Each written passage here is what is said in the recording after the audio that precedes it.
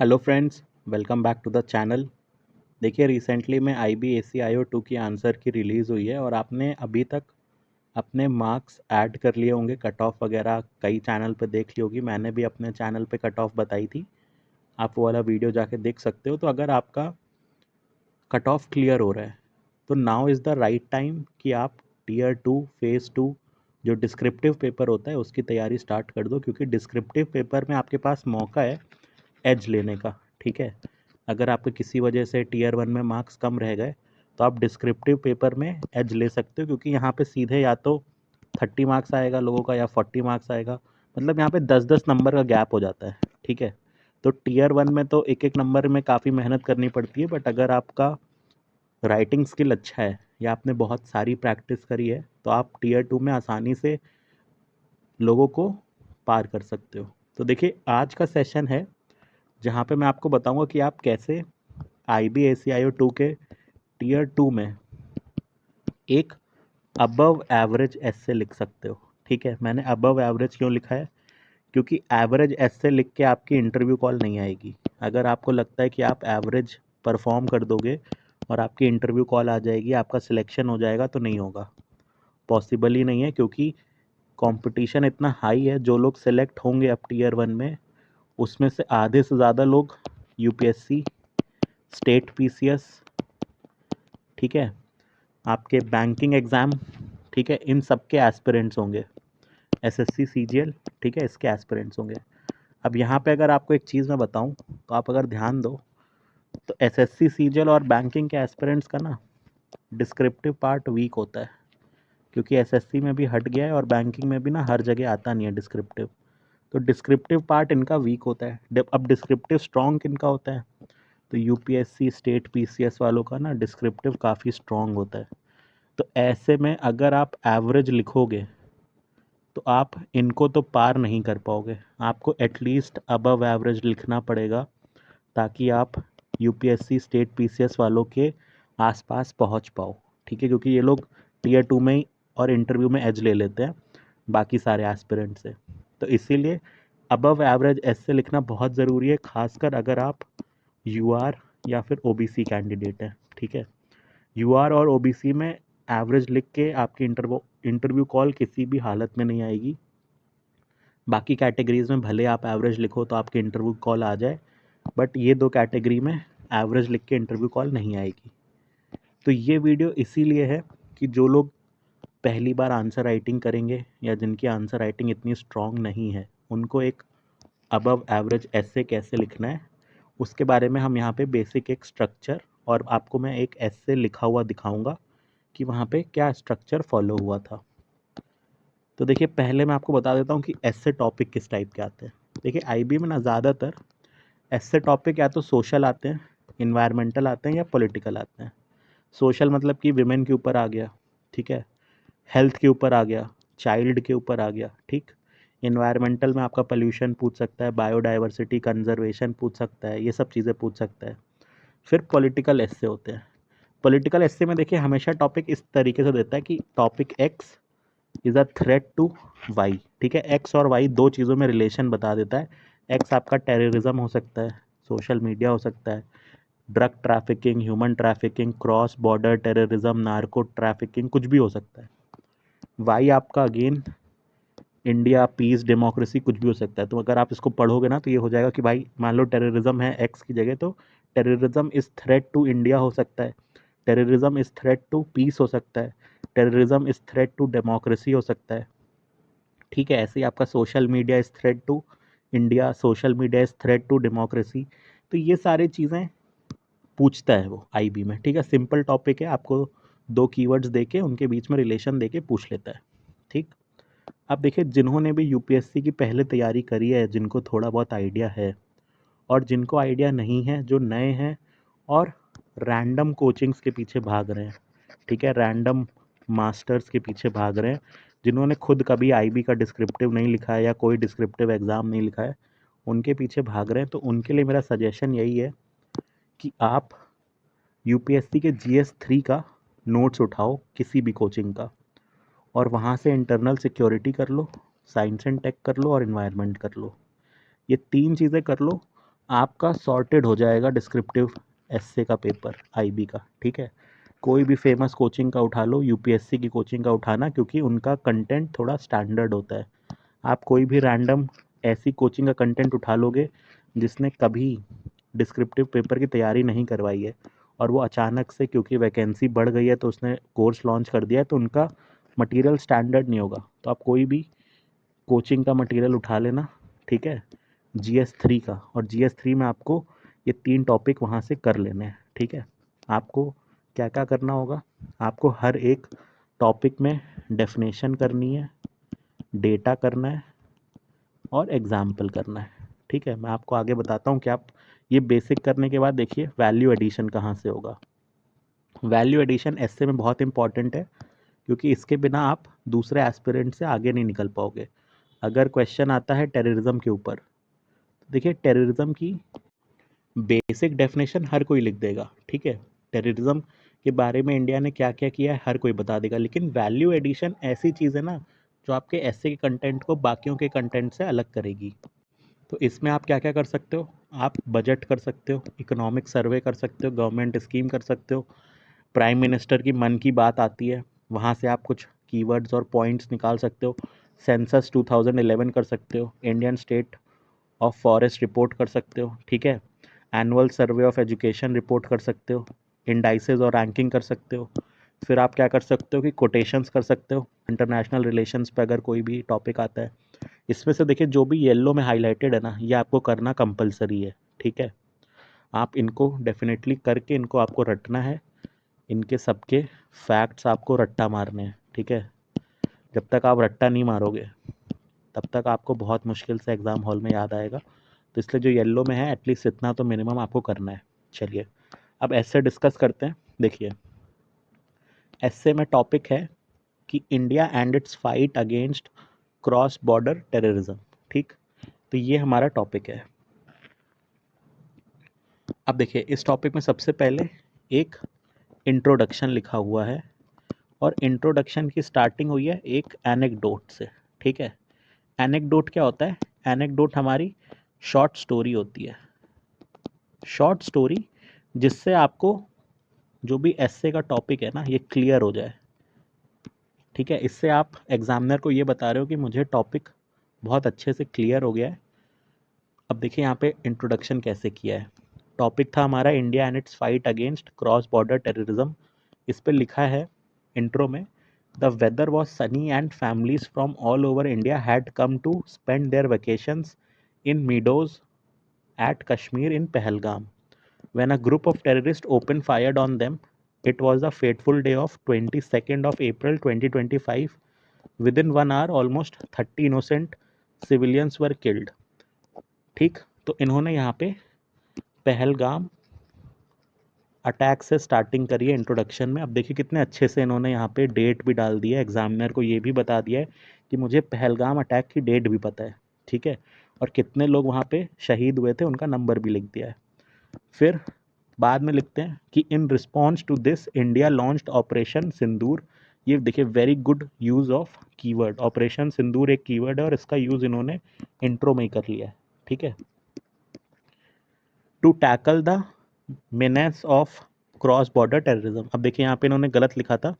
ये आप लोगों को एक चीज़ मैं बताना चाहूँगा कि अगर आप कभी भी कुछ गलत लिखो ना तो उसे ऐसे मत काटो, ऐसे मत काटो। बहुत लोग ना जैसे ये मान लीजिए मीन लिखा है तो बहुत सारे लोग ऐसे काट देते हैं, ऐसे नहीं काटो। अगर कुछ गलत लिखा है ना सिंगल लाइन से काटो हमेशा, ठीक है। इससे क्या आपकी कॉपी नीट लगती है। देखिए इन्होंने गलत लिखा है लेकिन सिंगल लाइन से काटा है तो इनकी कितनी नीट कॉपी दिख रही है, ठीक। अब आगे चलते हैं। अब देखिए आपका जो पहला पैराग्राफ था, पहले पैराग्राफ में एक इंट्रोडक्शन दे दिया है पहलगाम अटैक का और बता दिया है कि पहलगाम अटैक टेररिस्ट अटैक के अगेंस्ट इंडिया ने ऑपरेशन सिंदूर लॉन्च किया था।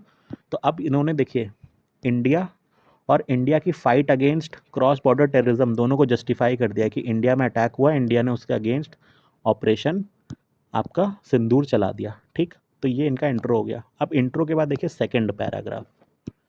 सेकंड पैराग्राफ में क्या है यहाँ पे कि सेकंड पैराग्राफ में इन्होंने थीसिस दी है, ठीक है। थीसिस क्या इन्होंने बताया है कि ऐसे में हम क्या क्या बात करेंगे। देखिए the above incident shows grave situation of cross border terrorism and India's resolute fight against it in this essay. ठीक है, अब यहाँ पे बता रहे हैं अपना एस्से का स्ट्रक्चर बता रहे हैं। First we will understand the meaning of cross border terrorism, यानी कि इस एस्से में सबसे पहले हम क्रॉस बॉर्डर टेररिज्म की मीनिंग देखेंगे। Then look for reasons behind, फिर रीज़न जानेंगे। उसके बाद हम लोग देखेंगे कि इंडिया की स्ट्रैटेजी क्या है फाइट करने की क्रॉस बॉर्डर टेररिज्म, और लास्ट में देखेंगे कि इंडिया की ओवरऑल फाइट अगेंस्ट टेररिज्म कैसी, मतलब इंडिया क्या क्या स्टेप्स ले रहा है, कैसे चल रही है। ठीक है, ये होता है आपका थीसिस पैराग्राफ, जहाँ पे आप अपने एस्से का ना स्ट्रक्चर बताते हो। एग्जामिनर को यहाँ से आपका क्लैरिटी ऑफ थॉट दिखता है।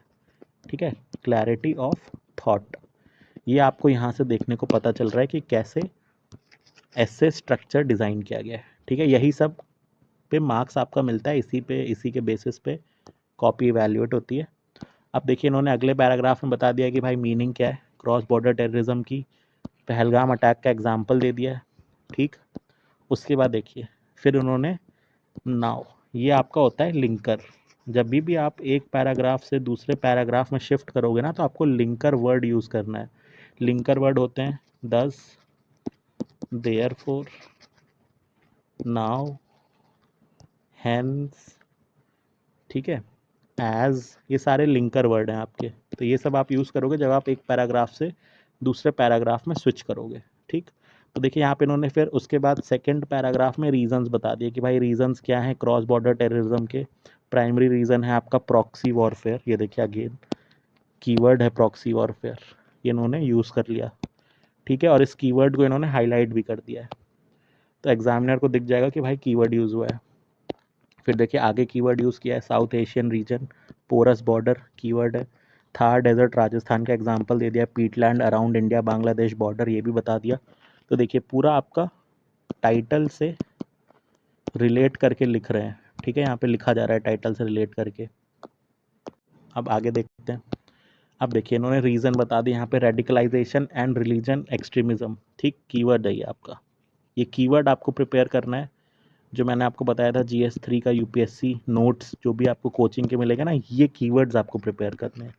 ये कोई भी कोचिंग वाला आपको कीवर्ड देगा नहीं, ये कीवर्ड आपको प्रिपेयर करने होंगे।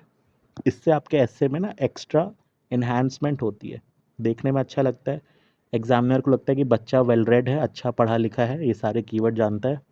फिर देखिए लास्ट में इन्होंने लिख रहे हैं कि भाई local facilitation in providing intelligence input, यहाँ पे थोड़ा सा IB का एंगल भी इन्होंने ले लिया इंटेलिजेंस वाला। ठीक है, ये आप अगर नॉर्मली पढ़ोगे तो आपको लगेगा कोई खास चीज़ नहीं है, लेकिन आप समझो कि यहाँ पे इंटेलिजेंस की बात हो रही है और आप इंटेलिजेंस ब्यूरो का ही पेपर दे रहे हो, तो एक ये बात भी हो गई, IB का एंगल भी लिया है कि भाई इंटेलिजेंस इंप्रूव करो। फिर देखिए अगले में बात हो रही है कि भाई इन्हांस करो बॉर्डर सिक्योरिटी। ठीक है, स्मार्ट फेंसिंग लेके आओ, स्मार्ट फेंसिंग आपका कीवर्ड है। ठीक, फिर आपका ट्रूप्स का प्रेजेंस होना चाहिए, BSF, SSB, central armed police force. तो इन्होंने एक तरीके से आपका BSF, CAPF है ना, इन सब के भी यहाँ पे एग्जाम्पल दे दिए हैं। Very good usage of keywords. ठीक है, कीवर्ड्स का बहुत अच्छा यूज़ किया है। उसके बाद देखिए इन्होंने यहाँ पे लिखा है कि भाई another major step in strengthening intelligence and investigation. Intelligence word देखिए फिर यूज़ कर दिया इन्होंने कि इंटेलिजेंस स्ट्रेंथन कैसे होगी। ठीक, तो ये सटल तरीका है, देखिए बहुत धीरे से ना ये इनडायरेक्टली एग्जामिनर के दिमाग में ये डाल रहे हैं कि मेरे को आइडिया है कि मैं इंटेलिजेंस ब्यूरो का पेपर दे रहा हूँ और इंटेलिजेंस का काफ़ी इम्पोर्टेंस है हमारा क्रॉस बॉर्डर टेररिज्म को रोकने में। तो देखिए ऐसी आंसर राइटिंग या ऐसा एस्से राइटिंग तभी पॉसिबल है ना जब आपको अच्छा फीडबैक मिले। Feedback is very important. मैंने यूजुअली देखा है कि IB के जो भी कोचिंग कोर्सेज कराती हैं वो या तो कॉपी चेक नहीं करती हैं, और या फिर कॉपी चेक करती हैं ना तो बहुत एवरेज फीडबैक देती हैं, क्योंकि वहाँ पे जो भी कॉपी चेक कर रहा है उनको खुद भी नहीं आइडिया नहीं होता है कि क्या डिमांड है एक एस्से की और कैसे हम अपने एस्से को बेटर बना सकते हैं ताकि हमारा एस्से ऑटोमेटिकली अबव एवरेज हो जाए। ठीक है, चलिए अब आगे मैं आप लोगों को एक इन्फॉर्मेशन देना चाहता हूँ कि हम लोगों ने डिसाइड किया है, काफ़ी रिक्वेस्ट आ रही थी बच्चों की भी, कि एक IB के लिए प्रोग्राम लेके आएँ। तो देखिए हम लोग कोई एक प्रोफेशनल कोचिंग वाले नहीं है, हम लोग आपके लिए मैक्सिमम जो कर सकते हैं वो है कि हम लोग आपकी कॉपी को इवैल्यूएट कर देंगे, ठीक है। अभी टीम छोटी है, लेकिन हम चाहते हैं कि हमारी जो एक्सपर्टीज़ है, जो यूपीएससी का मैंने इंटरव्यू दिया है, तो यूपीएससी मेंस लिखने का जो एक्सपर्टीज़ है, यूपी पीसीएस मेंस लिखने का जो एक्सपर्टीज़ है, नाबार्ड के मैंने 2 मेंस लिखे हैं, सेबी का मेंस लिखा है, तो ये सब जो मेंस लिखने की एक्सपर्टीज़ है ना, ये आपके काम आए। तो हम ये इवैल्यूएशन प्रोग्राम लॉन्च कर रहे हैं, ये अनलिमिटेड प्लान है। आप किसी भी सोर्स से क्वेश्चन लिख के हमें भेज सकते हो, हम आपका चेक करके आपको वापस कर देंगे। कोई भी डेली लिमिट नहीं है सबमिशन में, आप कितने भी आंसर, कितने भी एस्से हमें भेजोगे, हम आपको चेक करके दे देंगे। साथ में हम आपको मेंटरशिप सपोर्ट भी प्रोवाइड करेंगे। इन केस अगर आपको लगता है कि आपको एस्से राइटिंग या कहीं पे भी इम्प्रूवमेंट कैसे करना है समझ में नहीं आ रहा है, कंटेंट में, स्ट्रक्चर में, तो आप मेंटर कॉल बुक कर सकते हैं और हम लोग आपको गाइडेंस देंगे। अभी देखिए अर्ली बर्ड ऑफर चल रहा है, तो we have plan to launch it at 699 only, ठीक है।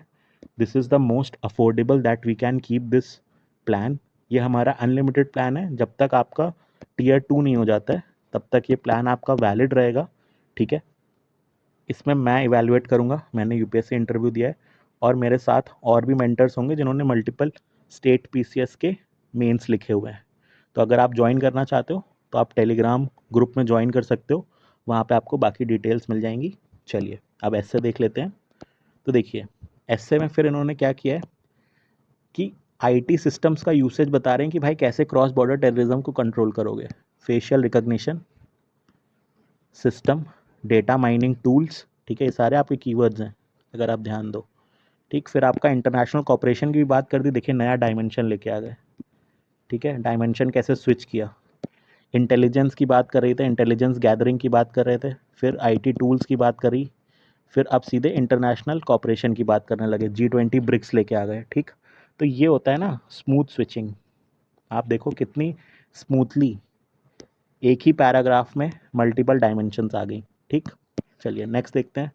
फिर अब देखिए लीगल फ्रंट की भी बात हो गई, लीगल एंगल भी यहाँ पे खोल दिया। लीगल एंगल में बोल रहे हैं कि भाई इंडिया को स्ट्रेंथन करना चाहिए एंटी टेररिज्म लॉ, जैसे कि आपका unlawful activity prevention act, UAPA act है, देखिए कीवर्ड है यूएपीए एक्ट। कोई लिखेगा नहीं इस एस्से में, लेकिन जो भी लिखेगा ना उसके मार्क्स ऑटोमेटिकली इन्हांस हो जाएंगे। तो this is again a very good method जहाँ पे आप कीवर्ड्स और डायमेंशंस, ठीक है, इन दोनों का यूज़ कर रहे हो। और हम भी जो आपकी कॉपी इवैल्यूएट करेंगे, हम ध्यान रखेंगे कि आप ये सारी चीज़ें as per the demand of IB tier 2 आप अपनी कॉपीज़ में लिखो। हम आपको ऐसा करेक्शन करके देंगे कि आपको उसके बाद किसी दूसरे मेंटोर की ज़रूरत नहीं पड़ेगी, किसी दूसरे कोचिंग की ज़रूरत नहीं पड़ेगी। हमारा इवैल्यूएशन मोर देन सफिशिएंट होगा आपके लिए। चलिए आगे देखते हैं। फिर देखिए एक और एंगल खोल दिया, विलेज डिफेंस कमिटीज़ का। विलेज डिफेंस कमेटी अगेन एक कीवर्ड है, ठीक है। ये आपका इकोनॉमिक सर्वे में मेंशन था, ये वहाँ से इन्होंने उठाया है कीवर्ड, ठीक। उसके बाद देखिए अब एक नया कीवर्ड लेके आ गए, ऑपरेशन सद्भावना। ऑपरेशन सद्भावना, इस पे यूपीएससी ने 2024 में क्वेश्चन भी पूछा था, और देखिए इन्होंने क्वेश्चन को ही अपना कंटेंट बना लिया है, ठीक है। कंटेंट बना लिया है, क्वेश्चन को कीवर्ड की तरह यूज़ कर दिया। फिर होलिस्टिक एंड आपका यहाँ पे सोशियो इकोनॉमिक ग्रोथ की बात कर ली कि इंफ्रास्ट्रक्चर बढ़ाओ, फिजिकल सोशल इंफ्रास्ट्रक्चर बढ़ाओ, चिल्ड्रंस को जो है फ्री ऑफ कॉस्ट एजुकेशन दो, एम्प्लॉयमेंट अपॉर्चुनिटी दो टूरिज्म सेक्टर में यूथ के लिए। तो ये सारे इन्होंने देखिए सोल्यूशंस भी बता दिए, ठीक है, एक ही ऐसे में सारा बता दिया, ठीक। उसके बाद इंडिया की स्ट्रैटेजी डायनेमिक है, इवॉल्व हो रही है, ठीक, ये सारी बात हो गई। Pahalgam attack, coordinated approach. फिर एंड इन्होंने कर दिया कि ऑपरेशन सिंदूर। अब देखिए ऑपरेशन सिंदूर इन्होंने इंट्रो में मेंशन किया था, और इंट्रो के बाद एक बार बीच में बॉडी में किया, अब डायरेक्टली कंक्लूजन में मेंशन कर रहे हैं। इसको बोलते हैं कॉल बैक मेथड, ठीक है। कॉल बैक मेथड में क्या होता है कि आप जो चीज़ आपने स्टार्टिंग में लिखी है आप उसी को वापस रिलेट करके अपना एस्से कंक्लूड करो। इन्होंने एस्से कंक्लूड कर दिया कि भाई operation Sindoor is not just a military response, it is a message that India will not tolerate terrorism on it's soil और बियॉन्ड, ठीक है। काफ़ी स्मूथ एंड काफ़ी आपका क्रिस्प कंक्लूजन है। ठीक है, वैसे तो देखिए ये कॉपी जो है आपकी, ये स्टेट पीसीएस एग्ज़ाम की कॉपी है। ठीक है, आपको आईबी में इतना ज़्यादा नहीं लिखना होगा, ये काफ़ी बड़ा ऐसे है, आई थिंक 7 पेजेस का है। आईबी में आपको इतना नहीं लिखना होगा, लेकिन यहाँ से ना आपको एक स्ट्रक्चर पता चल गया है कि आईबी में आप जितना भी लिखोगे ना, उसमें आपका 3 चीज़ें मेन है। देखो मैं आपको समराइज़ कर देता हूँ। सबसे पहले क्या है, आपको इंट्रो ऐसा रखना है which is related to the topic. Body में आपको